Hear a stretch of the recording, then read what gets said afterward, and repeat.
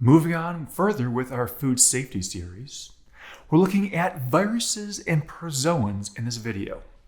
Again, just a sampling of some that are out there, but where do they come from, what symptoms do they cause, and how to prevent them.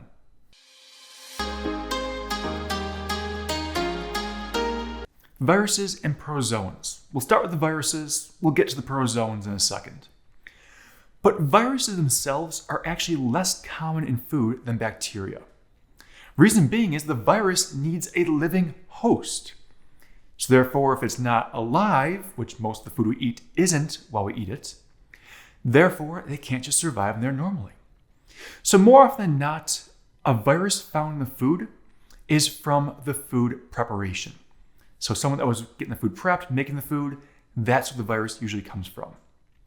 The two main ones we'll talk about are going to be hepatitis A and norovirus. Now there are others, but these two really are the most common.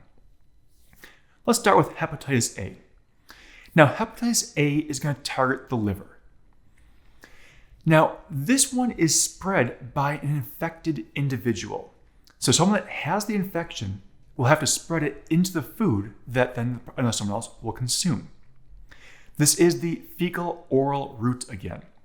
It means not washing the hands properly is how this ends up usually getting spread. It can also be found in shellfish that were also in contaminated water. So a lot of times it's the food prep, someone contaminated, didn't wash their hands, but it could be from shellfish that were in water that was contaminated with hepatitis A. Now the interesting thing about hepatitis A is it can trigger outbreaks. Reason being is sometimes it doesn't have immediate symptoms or signs. An infected individual could potentially take up to a month until they start to show signs and symptoms.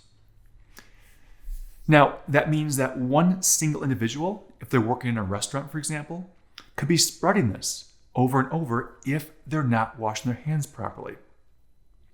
Could be in a processing facility.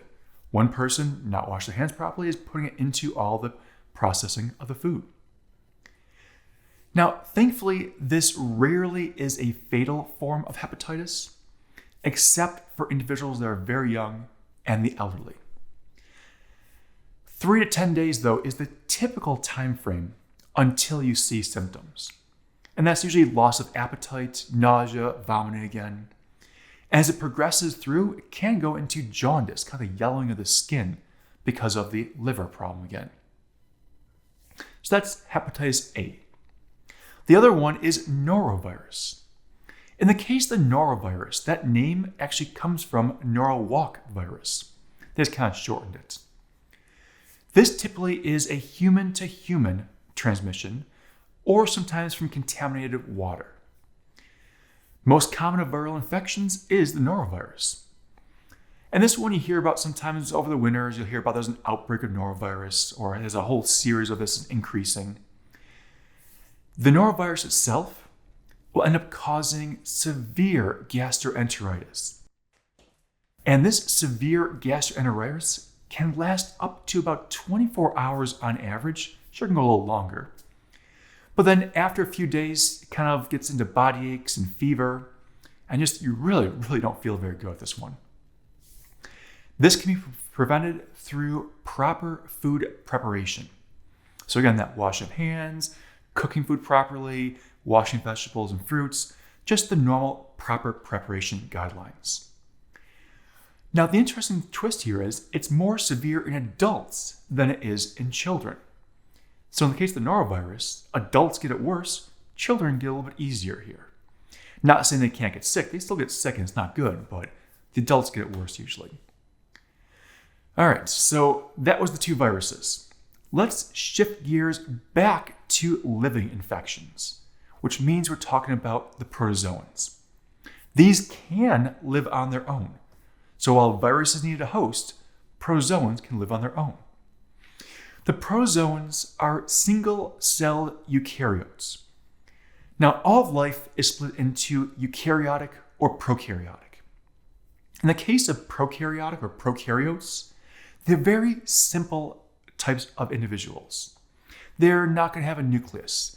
They are the bacteria, they're the archaea. Very basic organisms here. The eukaryotic, that's what we are, for example, and most other animals, will have a nucleus in their cells, they have the Golgi apparatus, they have the endoplasmic reticulum, they have all these more complex machinery. But these protozoans, they're single-cell eukaryotes. They're very hard to treat due to the fact that they are single-celled eukaryotes, because we're eukaryotes. That means any medical intervention that targets these protozoans a lot of times will have problems with our cells as well, because they have similarities in how they're structured, which means it's kind of difficult to treat these sometimes. Let's start with the first protozoan, cryptosporidium. Now, cryptosporidium is going to live in the intestines of infected individuals, humans or livestock. Usually it's spread via a water source, so improper treatment of a water source or just natural sources. Think a well or a stream or something like that. Duration until you get sick, about 1 to 12 days. So there's a real huge range here until you see those symptoms. Symptoms are going to be more of a watery stool. You look at loss of appetite. You're dealing with vomiting, diarrhea. So kind of the same things we've been dealing with. But this one can be very problematic for those that are immunocompromised. It can even lead to fatalities, unfortunately, in those that are severely compromised. So that's the cryptosporidium. Next one up is Giardia lamblia. Now in this case, it's usually found in contaminated water. You can also find it in some of the intestines of certain animals, but really contaminated water is the main reason for this one. It's really the main reason why you shouldn't just drink stream water or drink lake water. You need to treat that first. A lot of times boiling would kill off the Giardia lamblia. So getting that treated is important, not just the raw water of a creek. So while it's a nice fresh creek, you never quite know what's in there. Symptoms usually start about 1 to 3 days, and these involve primarily cramping and diarrhea. Now, most individuals simply recover from this in about 1 to 2 weeks, so this one can last a little while. That's why sometimes antibiotics are necessary to really help that individual come over the curve and help feeling better. Immunocompromised can end up resulting in a very long-term or long-haul infection here at this point. Now, this one can have outbreaks at daycares, unfortunately. Reason being, it's also a fecal-oral transmission. We all know that kids really aren't the best at hygiene at that age, so unfortunately, touching and passing along. Switching over to the next one of the protozoans, looking at toxoplasma gondii. Now, this one is going to be the leading cause of death in the foodborne illnesses. But the interesting fact is, even though it's the leading cause of death, about 60 million Americans actually contain this and have this in their systems. But thankfully, very few are actually going to have any symptoms from this.